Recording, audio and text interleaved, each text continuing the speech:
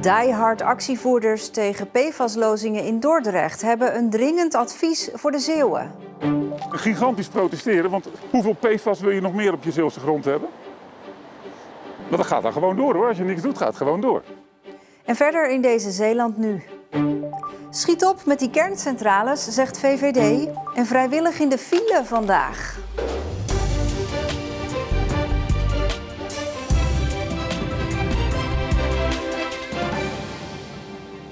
Goedenavond.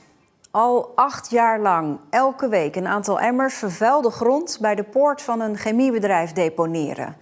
Protesten tegen giftig PFAS beperken zich niet alleen tot Zeeland en België. In Dordrecht voeren inwoners ook actie tegen de PFAS-vervuiling door een chemiefabriek daar. Zaterdagochtend 10:30. Zoals elke week is de harde kern van de actiegroep present. Hier bij de poort van chemiebedrijf Chemours in Dordrecht. De actiegroep Gezondheid voor Alles protesteert tegen de PFAS-vervuiling van de chemiereus. Zo, mannen. Rotzooi uit Sliedrecht brengen we terug naar de veroorzaker van die ellende. Hier worden stoffen geloosd in de lucht en in het water die in het drinkwater terechtkomen. Die op de moestuintjes terechtkomen voor mensen die jaren aardappeltjes, krootjes, appeltjes, courgettes, alles van eigen akker konden eten. Die mogen dat niet meer. Op advies van de overheid wordt er hier niet meer uit eigen moestuin gegeten. Schandalig. De chemische fabriek produceert Teflon. Het heeft een vergunning om PFAS-stoffen te lozen op de rivier en in de lucht. Ja, en onzichtbaar, hè? Je ziet het niet. Staan wij hier een beetje veilig? We ademen hier ook de lucht in. Ik zou liever op ergens in het bos staan, dat is duidelijk. Maar je staat hier omdat je niet alleen maar je eigen belang hebt. Je staat hier ook voor je kinderen en dienstkinderen. En in dat opzicht vind ik dat Nederland wakker moet worden. En moeten de Zeeuwen ook wakker worden. Al 8 jaar voeren zij hier actie. En ook na al die jaren zijn ze nog strijdvaardig. Ik maak me er boos over omdat heel mijn familie aan K overleden is. Ik als enigste nog over ben.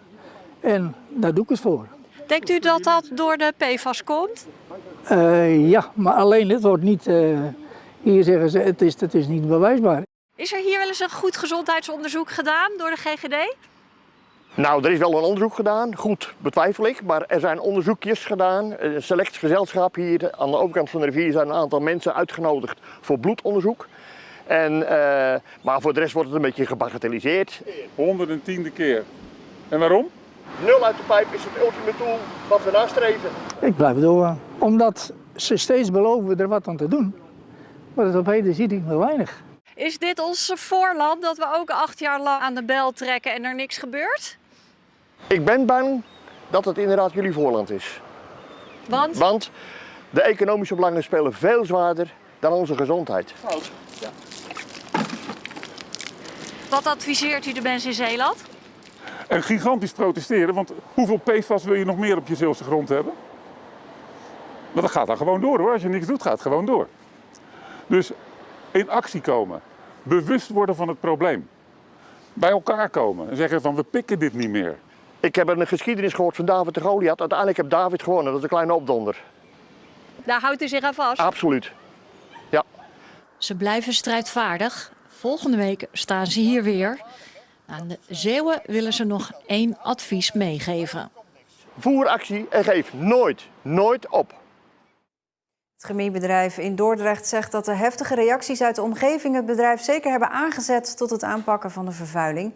In de afgelopen jaren is daar, zegt Chemours, veel geld in gestoken en is het aantal lozingen drastisch teruggebracht. Nog dit jaar moet het besluit genomen worden dat er in Borselen 2 kerncentrales bijkomen. En uiterlijk in 2024 moeten die gebouwd worden. Dat vindt de VVD in de Tweede Kamer. Er wordt door het kabinet te lang getreuzeld, vindt de partij. In het regeerakkoord staat de afspraak dat er 2 nieuwe kerncentrales bijkomen. En Borselen is de beste plek daarvoor volgens de VVD, omdat daar al kennis en ervaring is. De politie is op zoek naar een man en een vrouw in verband met de zuuraanval zondagavond in Burghaamstede. Toen werd een vrouw vlak bij haar woning met zuur overgoten. De man en vrouw die de politie nu zoekt zouden zich die avond verdacht hebben opgehouden in de straat. Het slachtoffer is buiten levensgevaar, maar hoe het precies met haar gaat is niet bekend. In de woning sliep ook een kind. Wachten op de bus tot je een ons weegt. Het gebeurt Stef uit Kloosterzande regelmatig sinds bij Connection ritten uitvallen doordat er zoveel zieke chauffeurs zijn. Ik kom bij het busstation en dan sta ik hier 8 minuten te wachten en dan heb ik altijd zoiets van, nou, hij mag nu wel eens komen. Dan krijg ik later telefoon van mama, de bus rijdt toch niet. En dat is gewoon heel vervelend dat de kinderen gewoon iedere keer te laat op school komen. Ze missen gewoon te veel lessen op deze manier. Dat baart de ouders zorgen, al reageert de school begripvol. Het is wel goed geregeld op school dat ze dat niet heel erg vinden, omdat we dan bellen. Maar ja, ik vind het niet altijd heel leuk. Connection verwacht dat er nog tot half juli ritten blijven uitvallen. Op je vrije dag het huis of de tuin opruimen en een dag later even naar de Milieustraat om alles weg te gooien. Goed plan, maar op de dag na Hemelvaartsdag denken meer mensen dat. Ik heb van tevoren had geweten, was het niet gegaan natuurlijk. En daar sta je er helemaal in, dan kan je niet meer terug ook. Ik heb een bedbodem, ik heb een bank in stukken gezaagd, ik heb kunststof, ik heb van alles. De Milieustraat was wel voorbereid in elk geval. Het is de dag van het jaar, hè? De dag na Hemelvaart. Dan denken dat de mensen de wereld verhaat. Ik dacht, ik kom 's ochtends vroeg, want de kinderen die zijn toch vroeg wakker. Maar volgens mij is heel Zeeland 's ochtends vroeg wakker geworden.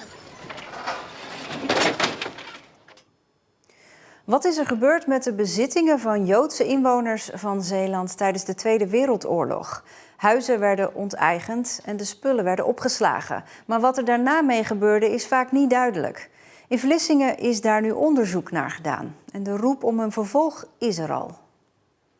In Vlissingen gaat het om ongeveer 30 panden die in het bezit waren van Joodse inwoners. In maart 1942 werden ze gedwongen om te vertrekken naar Amsterdam. Ze moesten huis en haard achterlaten. Er zijn aardig wat panden die ook al leeg stonden. Die panden werden dan wel verzegeld. De politie kwam het opnemen wat er allemaal in die panden aanwezig was. Er werden inventarissen van gemaakt. Het is vrij onduidelijk wat er met die roerende goederen, noem ik het dan maar even, wat daarmee gebeurd is uiteindelijk. Als je bijvoorbeeld de familie Perenboom neemt, dat pand aan de Singel, waar ik het onderzoek naar gedaan heb. Ja, daar zie je dat ook. Er staat nogal wat in het huis. De vloerbedekking is er nog een kast en daar houdt het op.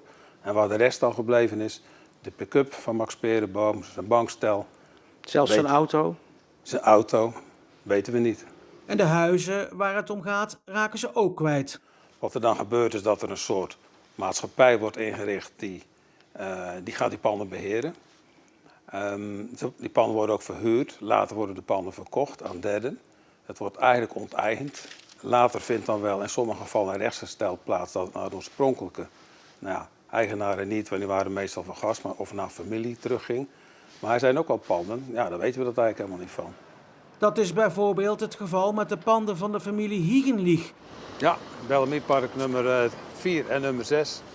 En dat is hier recht voor me. En als ik dat vergelijk met de foto van voor de oorlog, dan ja, dat zijn onmiskenbaar de panden waar het om gaat. Hier woonde toen de familie Hiegenlich.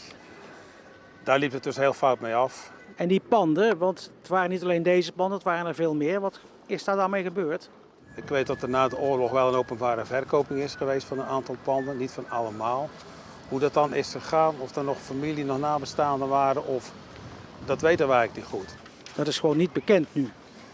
Tot nu toe is dat nog niet goed uitgezocht en ja, dat zouden we wel kunnen doen. Rebecca van Wittenen, die meerdere documentaires maakte over Joodse families, vindt dat er zeker meer onderzoek gedaan moet worden.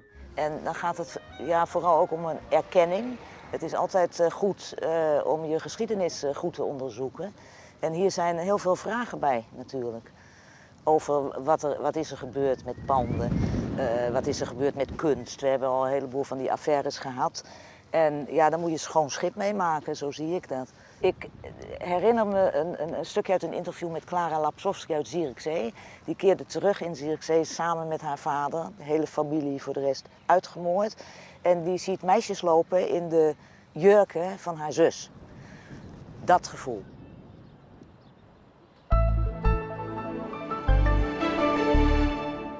Een afwisseling van zon en stapelwolken vandaag. Maar hoe langer de dag duurde, hoe meer zon er kwam. Het was 16 tot 18 graden.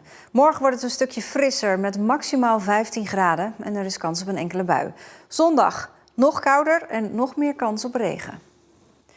En tot zover. Morgen weer een nieuwe Zeeland Nu, dan om 6 uur. Tot dan, een fijne avond en ook alvast een heel goed weekend.